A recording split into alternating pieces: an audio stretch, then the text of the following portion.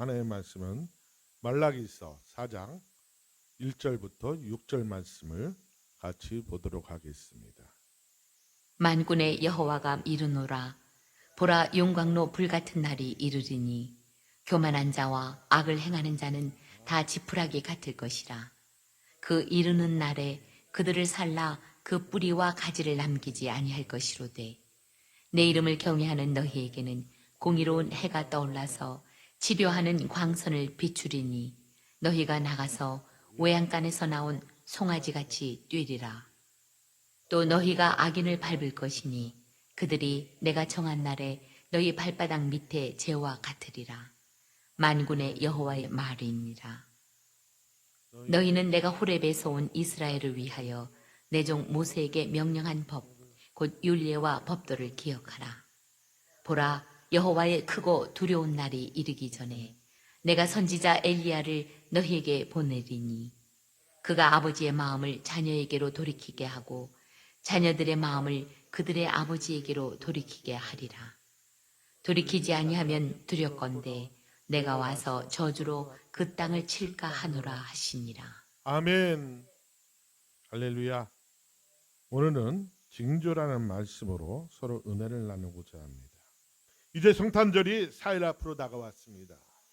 세상은 온갖 화려한 불빛으로 요란합니다.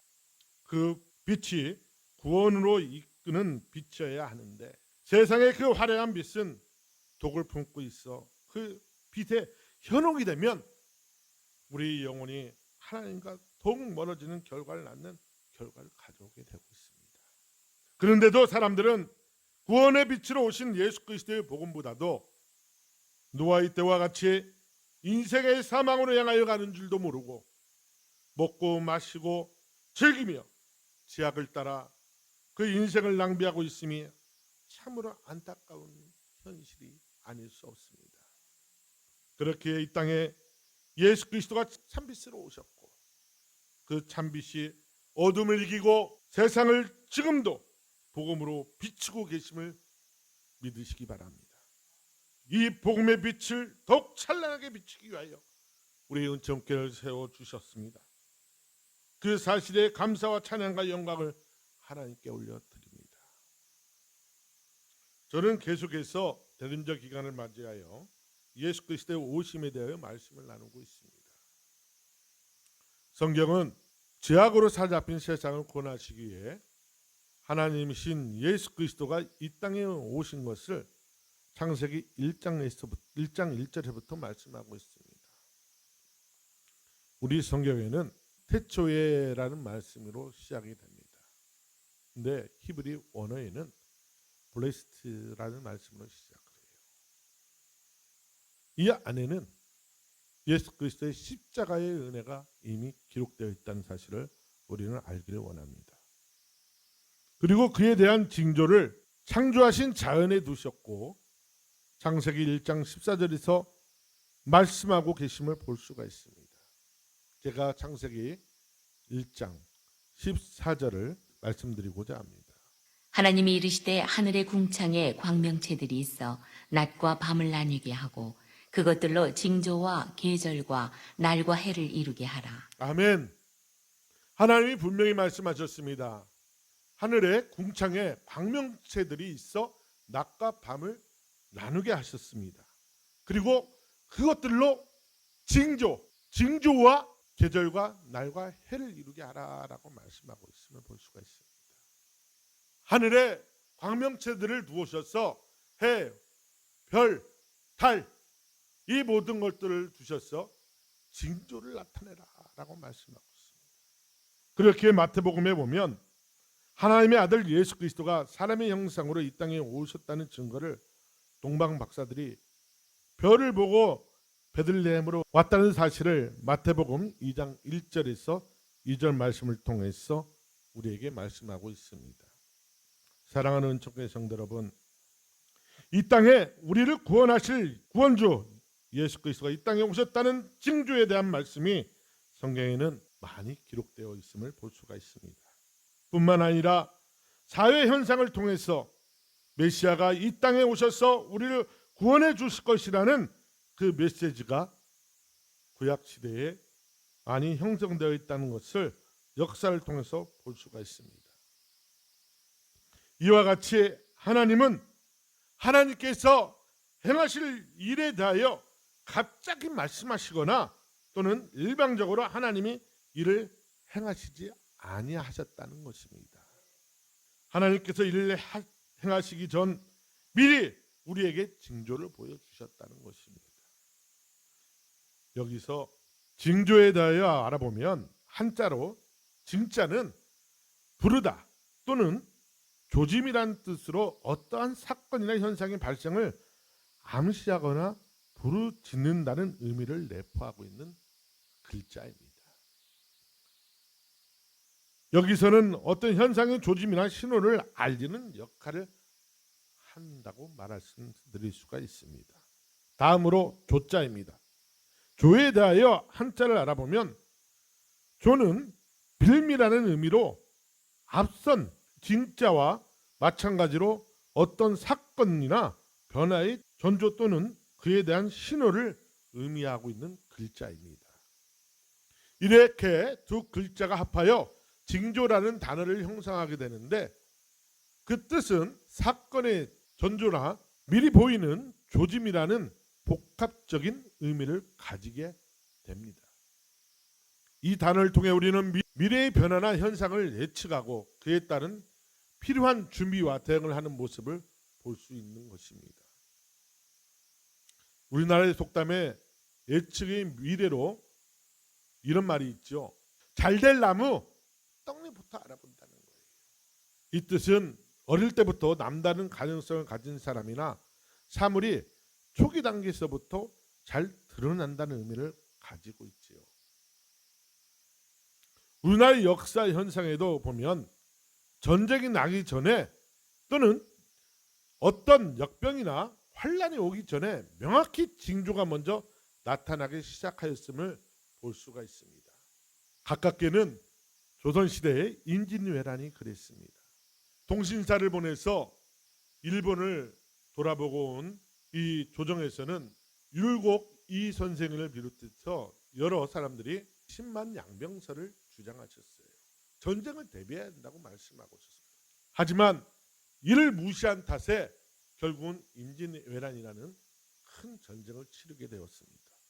어떤 일에는 분명히 전조 현상이 있다는 겁니다. 징조가 있다는 거예요.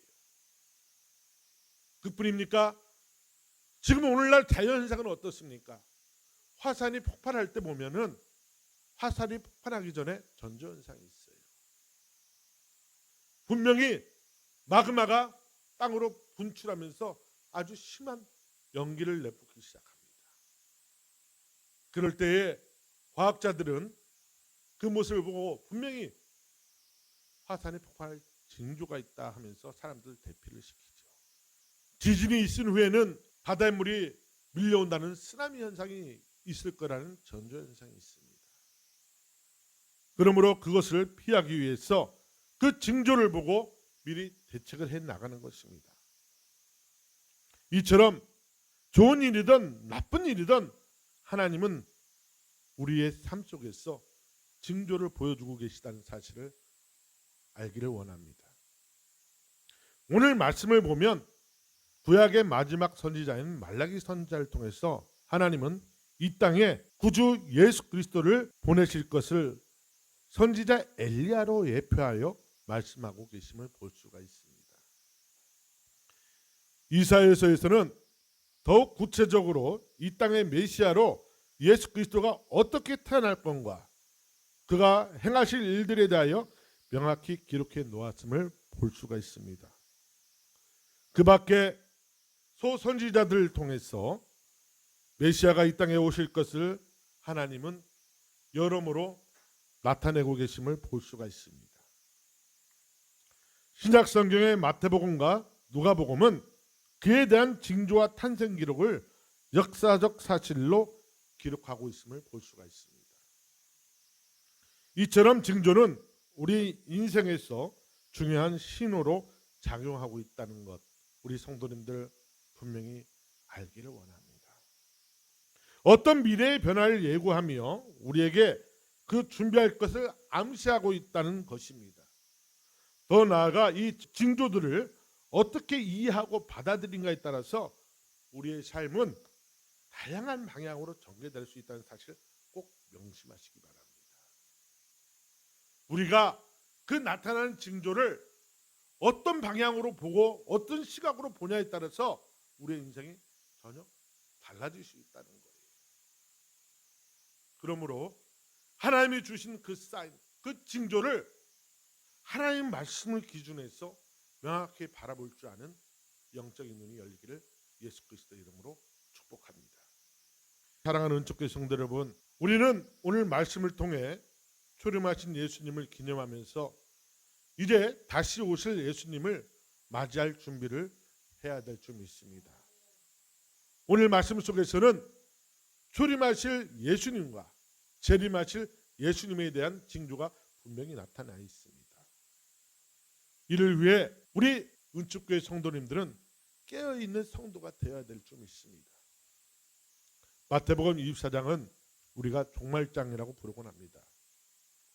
그 이유가 예수님께서 감람산에서 제자들에게 하신 말씀으로 예루살렘의 성전 파괴와 세상 끝 그리고 예수님의 재림에 대한 징조들을 상세히 기록하시고 가르쳐 주신 내용이기 때문입니다.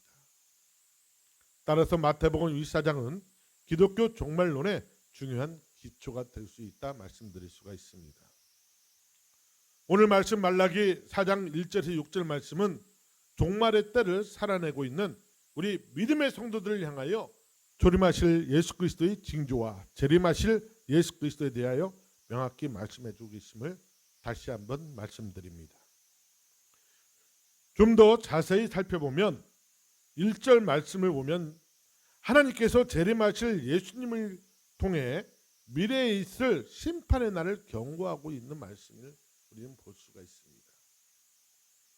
용광로 불같은 날은 하나님의 정의로운 심판이 임하는 때를 비유적으로 표현하는 것으로 교만하고 악을 행하는 자들을 지푸라기처럼 전혀 힘없이 완전히 소멸될 것을 말씀하고 있다는 것입니다. 이에 대하여 요한계시록 18장 8절 말씀과 20장 10절에서 11절 말씀은 이 말씀에 대하여 명확히 그에 대한 말씀을 보충하고 계심을 볼 수가 있습니다. 이는 하나님의 공의가 실행되어 악인들이 더 이상 존재하지 않고 그들의 영향력도 모두 사라질 것임을 나타내고 있는 말씀입니다. 따라서 이러한 경고는 우리의 믿음의 성도들을 향한 회개와 경건한 삶을 촉구하는 중요한 징조의 메시지로 우리에게 주어지고 있다는 것을 깨닫기를 원합니다. 다음으로 2절 말씀은 1절에 이어 회개와 경건한 삶을 통해 하나님을 경외하는 성도들에게는 공의롭고 정의로운 해가 떠올라 그들의 삶을 회복시키고 치유할 것이라는 약속의 말씀을 우리에게 주고 계신 거예요. 우리가 보통 이런 질문을 자주 하죠. 하나님 나라는 언제 가는 것입니까? 라고 말씀 물어보면 많은 사람들이 하나님 나라, 천국은 죽어서 간다고 생각을 해요. 아니요. 천국은요, 이 땅에서 누리지 못하면 죽어서도 가지를 못합니다. 하나님께서, 예수님께서 말씀하셨죠. 하나님 나라는 여기 있다 저기 있다 못하리니 하나님 나라는 바로 너희 안에 있느니라 라고 말씀하고 계십니다. 사랑하는 은총교회 성도 여러분, 내 안에 계신 그 하나님 나라를 내가 누리지 못한다면 결국 우리 육신을 벗어난 우리 영과 혼은 하나님 나라를 갈 수가 없다는 거예요. 그러므로 우리는 오늘 말씀을 통해서 분명히 알아야 될 것입니다. 2절 말씀에서 공의로운 해라고 표현한 초림하실 예수 그리스도를 통한 하나님의 의로움과 은혜를 상징하며 치료하는 광선은 하나님의 치유와 회복의 능력인 성령 하나님께서 이 땅에 모든 믿음의 성도의 심중에 오셔서 친히 다스리시는 하나님의 역사를 말씀하고 있다라고 볼 수가 있습니다. 실제로 예수님께서 공생애를 시작하시면서 제일 먼저 선포하신 말씀이 회개하라 천국이 가까이 왔느니라 라는 말씀입니다. 이후로 예수님은 귀신 들린 자에게서 귀신을 쫓아내 주시고 병든 자를 그 병에서 해방시켜 치유해 주셨습니다. 심지어 죽은 자를 다시 살려주시는 하나님 나라의 일들을 친히 보여주셨습니다. 그리고 이 일들을 제자를 통해서 행하실 뿐 아니라 더 나아가 예수님을 구주로 믿는 모든 이들이 성령님이 이 땅에 오셔서 각 사람 심중을 통해서 통치하시는 날이 이르게 될 때 예수님이 하신 일을 예수님을 믿는 모든 사람들이 할 뿐 아니라 예수님보다 더 큰 일을 행할 것이라고 말해 주셨습니다. 우리는 이 말씀이 이 땅에서 이루어짐을 고 조용기 목사님을 비롯하여 많은 목회자들과 또 전도자들을 통해서 보고 듣고 경험했습니다. 뿐만 아니라 우리 은총교회 설립 목적이 여기에 있습니다. 이를 위해서 은총교회를 세우시고 저 송덕현 목사와 변희경 전도사님을 하나님께서 사용하시겠다고 말씀하셔서 이곳에 친히 교회에 이끌어 가실 수 있도록 세워주셨습니다. 그러므로 예수 그리스도를 심중에 모셔드리고 그 이름을 믿어 시인하는 모든 이들을 죄로부터 자유케 하여 외양간에서 나온 송아지처럼 기뻐하고 자유롭게 뛸 수 있는 새로운 생명을 누리게 해주셨음을 오늘 말씀은 우리에게 명확히 들려주고 있음을 믿으시기 바랍니다. 이것이 종말때를 살아가고 있는 우리 은총교회 성도님들과 모든 믿음의 권속들을 향한 구원과 축복의 징조의 말씀으로 우리는 그 징조를 보았고 경험하였고 그 경험한 복음을 이제 입으로 시인하며 예수를 알지 못하는 이웃들에게 예수님을 증거하고 있는 모습을 우리는 볼 수가 있습니다. 이어서 3절 말씀은 종말때를 살아내고 있는 모든 이들을 향한 하나님의 심판에 대한 예언의 말씀으로서 하나님께서 악인을 철저히 멸하실 것임을 말씀하고 있습니다. 특히 너희 발바닥 밑에 재와 같으리라 라는 표현은 악인들이 심판의 날에 완전히 소멸될 것이라는 강력하게 말씀하고 있습니다. 하나님께서는 이에 대하여 말씀을 사도 요한을 통해서 요한계시록 20장에 더욱 상세히 기록해 놓으셨습니다. 하나님의 정의가 실현되는 날 의로운 자들은 승리를 얻고 불의한 자들은 더 이상 그의 존재를 남기지 못할 것이라고 말씀하고 있는 것입니다. 이는 궁극적인 심판과 구원의 날이 가까움을 강조하며 믿음의 성도들에게 경각심과 소망을 동시에 불어넣어 주시는 징조의 말씀임을 깨닫길 원합니다. 따라서 예수님은 마태복음 24장 24절을 통해서 우리 은총교회 성도님들과 믿음의 권속들을 향하여 명확히 말씀하고 계십니다. 깨어있으라. 어느 날에 너희 주가 임할지 너희가 알지 못함이니라. 우리는 깨어있어야 됩니다. 그러면 어떻게 우리가 깨어있어야 할까요? 오늘 말씀 4절은 그거에 대하여 명확히 말씀하고 있습니다. 그래서 두 번째로 우리가 깨어있기 위해서는 하나님의 말씀을 기억하고 순종함으로 깨어있어야 한다고 말씀을 드릴 수 있습니다. 오늘 말씀 4절은 말씀하십니다. 너희는 내가 호렙에서 온 이스라엘을 위하여 내 종 모세에게 명령한 법 곧 율례와 법도를 기억하라 라고 말씀하고 있습니다. 아멘. 하나님은 유다 백성에게 율례와 법도를 기억하라고 하십니다. 이는 호렙에서 하나님의 백성 이스라엘에게 주신 그분의 백성이 지켜야 할 율례와 법도인 것입니다. 그렇게 유다 백성은 다시 하나님의 말씀으로 돌아가야 합니다. 그렇다면 이 말씀은 유다 백성에만 해당되는 말씀일까요? 아닙니다. 종말때를 살아내고 있는 바로 저와 우리 믿음의 성도님들을 향하신 하나님의 강력한 징조의 말씀인 것을 깨닫길 원합니다. 예수님은 마태복음 5장에서 7장 말씀을 산상수훈을 통해서 율법과 법도를 어떻게 지킬 것이며 그 율법과 법도를 지키는 것이 바로 이웃사랑에 있음을 명확히 말씀하고 있습니다. 특히 예수님을 믿는 성도들을 향하여 명확히 경고하고 계신 것은 예수님을 믿는다고 다 천국에 들어갈 것이 아니라 오직 하늘에 계신 아버지의 뜻대로 행하는 자, 그 말씀에 순종하는 자만이 들어갈 수 있다고 밝히 말씀하고 계심을 볼 수가 있습니다. 사랑하는 은총교회 성도 여러분, 신실한 삶을 살기 원하십니까? 그렇다면 이 성경에 기록되어 있는 말씀을 읽고 기억하시면서 하나님의 명령과 가르침을 마음에 새기시기 바랍니다. 그리고 그 말씀에 순종하여 예수님을 알지 못한 이웃들에게 기록된 말씀, 내가 경험한 하나님의 말씀을 이웃들에게 전하여 함께 구원받아 하나님 나라에 들어갈 수 있도록 전도의 열심을 내야 될 줄 믿습니다.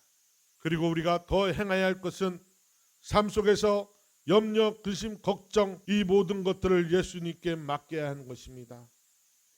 우리가 삶에 다가오는 염려, 근심, 걱정을 한다는 것은 바로 믿음이 없다는 뜻이기도 합니다. 베드로 사도는 베드로전서 5장 7절과 9절 말씀을 통해서 우리에게 말씀하십니다. 염려를 다 주께 맡기라 라고 우리에게 명확히 말씀하고 있습니다. 그 이유는 우리의 창조자이신, 우리의 구원자이신 예수 그리스도가 우리의 믿음의 성도님들을 눈독자처럼 지켜 돌봐주시고 계시기 때문이라고 우리에게 말씀하고 계심을 믿으시기 바랍니다. 또 말씀합니다. 우리가 해야 할 일은 근신하고 깨어 있어야 하는 것입니다. 왜일까요? 대적 마귀가 우는 사자같이 두루다니며 우리의 믿음의 성도들의 틈을 노리고 삼킬 자를 찾기 때문입니다. 그렇게 우리는 근신하고 깨어 있어야 합니다. 어떻게 근신하고 깨어 있을 수 있습니까? 바로 하나님의 말씀으로, 또 기도로, 또한 이 자리에 나와서 함께 예배함으로 우리는 근신하고 깨어 있을 수 있는 것입니다.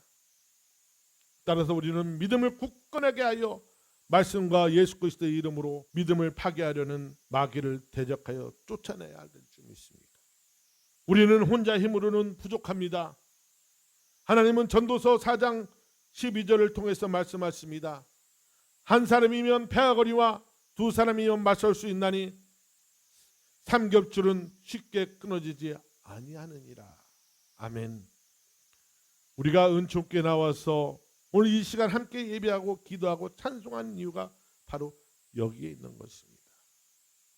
집에서 유튜브로 또는 영상으로 예배드리며 하나님을 찬양하고 예배하며 나도 하나님께 예배드렸다고 만족할지 모르겠지만 혼자는 패할 수밖에 없다는 것입니다.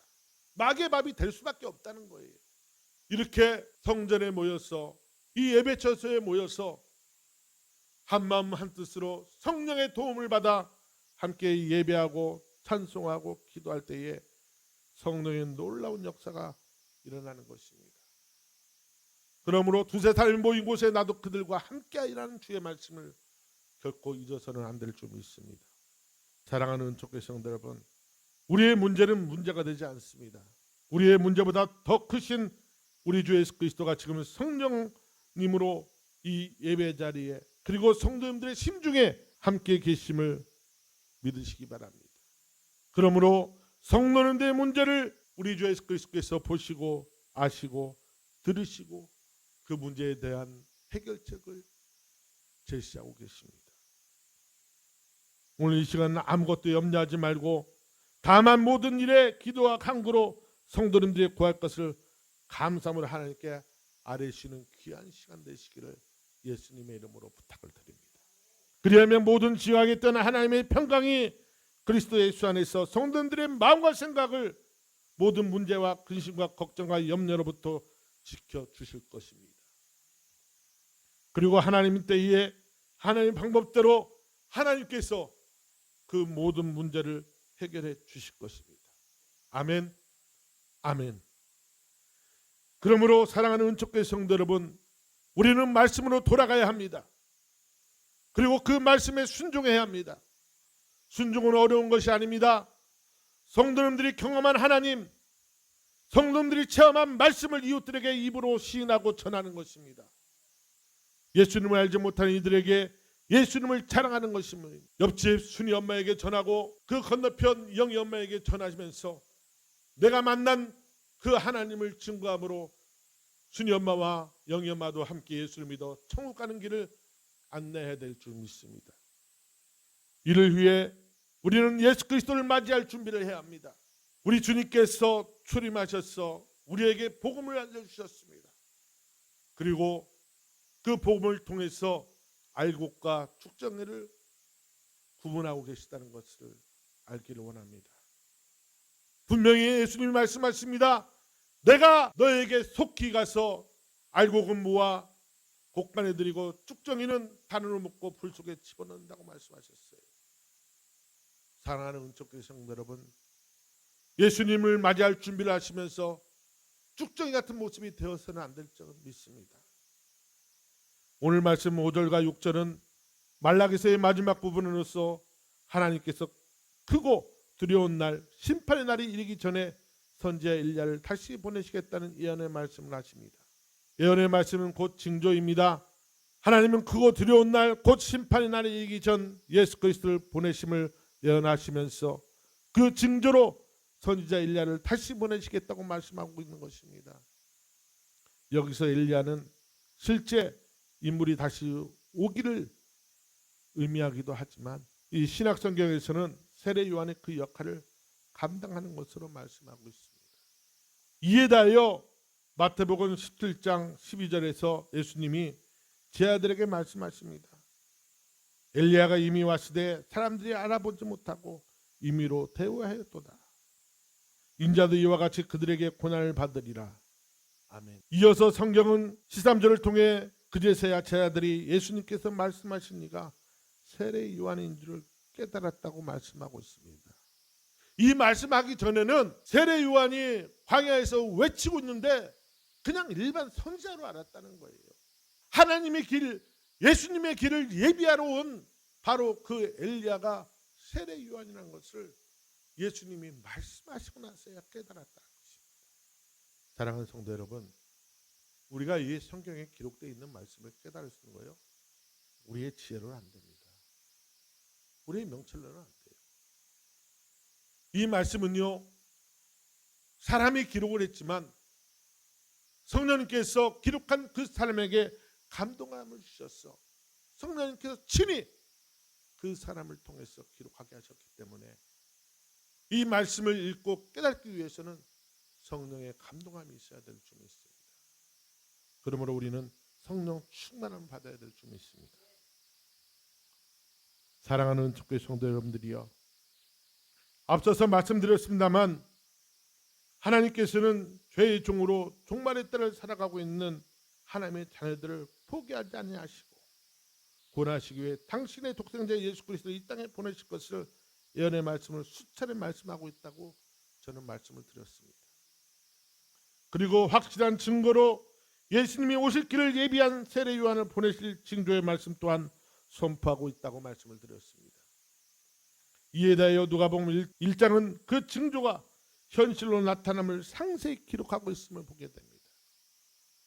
그리고 하나님께서는 오늘 말씀 6절을 통해서 초림하실 예수님과 그 예수님께서 십자가의 은혜를 통해 하나님 아버지의 마음을 자녀에게 돌이키게 하시고 하나님의 자녀들의 마음을 하나님께 돌이키게 하실 복음에 대하여 명확히 밝히고 계심을 우리는 오늘 말씀 5장과 6절을 통해서 명확히 볼 수가 있음을 믿으시기 바랍니다.